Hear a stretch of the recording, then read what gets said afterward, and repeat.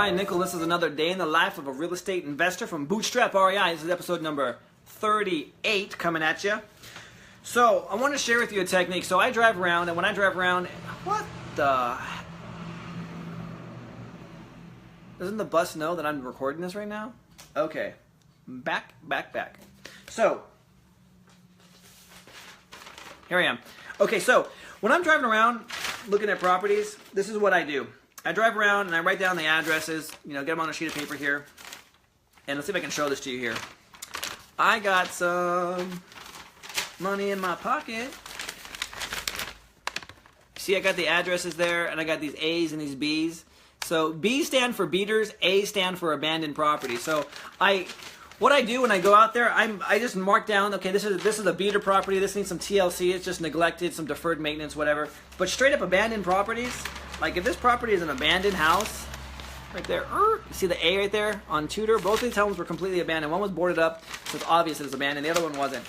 So I melded them completely different. You have to know your market. You have to make a message that matches your market. Now, if the home's abandoned, chances are that they're getting some kind of, code enforcement violations. They're getting some, maybe delinquent taxes or whatever. So they're trying to hide from people. They're like looking out the blinds. They're like peeking out the window wherever they're at. Always looking over their shoulder. So you got to be able to, kind of sneak up on them. You can't just throw up like.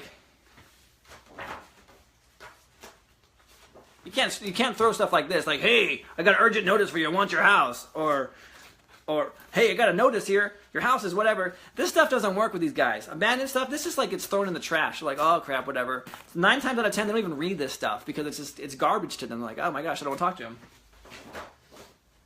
So what do I do? What do I send them? This one right here. This sweet old lady here, Loretta Sullivan, has a house that is it's abandoned. Came back to me, found out she died. So I actually drove out to where this was at Monday. Drove out there, walked the property. It's all boarded up and stuff like that. So she's dead. Looked her up, skip traced her. No heirs. I can't find any heirs to the property. So I just, I'm going to move in. Kick in the doors. Put a sign in the yard. Rent it out. It's mine. That's how we do it. So anyway. On these blind ones. So it looks like, hey, I got a nice little celebrate good time. Come on. So I got this nice little celebration thing going on with my stamp. Nice little bright color here. Uh-oh, where'd I go? Where'd I go? All right, I'm back. So I have all these. These are like at Walmart for like $5. You get like, I don't know, 50, 60 of them for $5. Totally awesome, worth their investment. And I don't put my name. I just put my return address so you can see where I live. And so if you want to send me fan mail, that's my home address right there. So hook me up. And so yeah, send this out to them. So if it comes back, it comes back. But the whole idea is the curiosity, like who the heck, they something's going on, and I don't know that address, but I'm gonna open it up anyway. So that's the whole idea.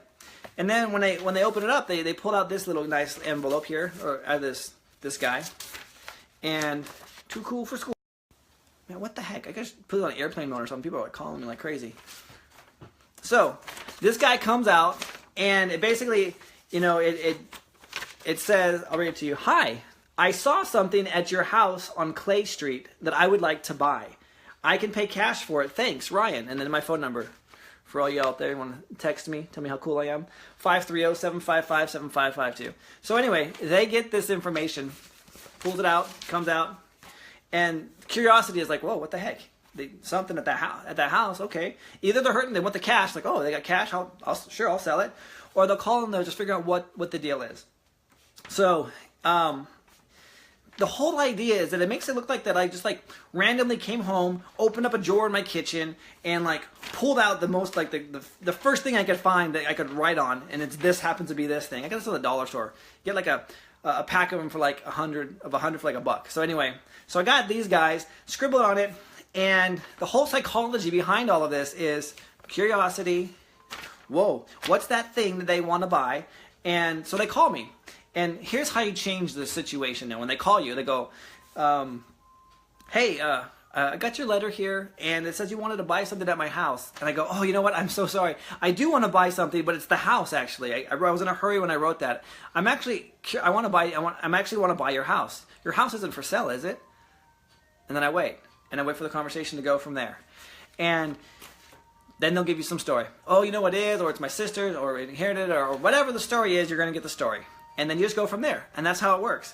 But the whole idea is they call you. Now, you can only use this one time. Now I'm going to put a quick pause to this because I got the ice cream man, the Pied Piper. All the kids like running down the street chasing this guy. All right.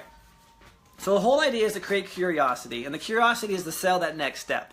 So curiosity is, hey, who is this? Next step, let's open it up. Curiosity is, what does he want to buy? Next step, I'm going to call this guy. So the curiosity sells the next step. I just kind of made that up. Kind of sounds really cool, doesn't it? So curiosity sells the next step. That's mine. I'm gonna patent that. So that's all you do. And then they call you and you have the conversation and you go from there. And that's all you do. Now, here's the thing. You can only do this one time because once you do it, they're on to you. They're going to get it again. They're going to go, that guy. I know what he wants. And so you really can't do anything. So what I've learned to do, when I truly know that it's an abandoned property, what I've learned to do is to skip trace. So I now have, this came back. I'm going to call Loretta. Looked her up. Well, I can't call Loretta unless I'm going to be praying to God and asking him to do something to bring her up to me. Because she's dead. It's probably sacrilegious. Forgive me for that. So she's gone. I can't talk to her anymore. But what I will do is I will follow up with the other people that have this. And I keep them, this is the reason why I keep them separate. So I can now follow up with this person and go, hey, you know what? I'm just following up with a letter that I had sent you. Did you get it? About your house. Now I'm specifically talking to him about the house. So I'll get the phone number, whatever it is. Go door knock the house, whatever I need to do. But anyway, that's the whole idea. This is how I market to my abandoned properties.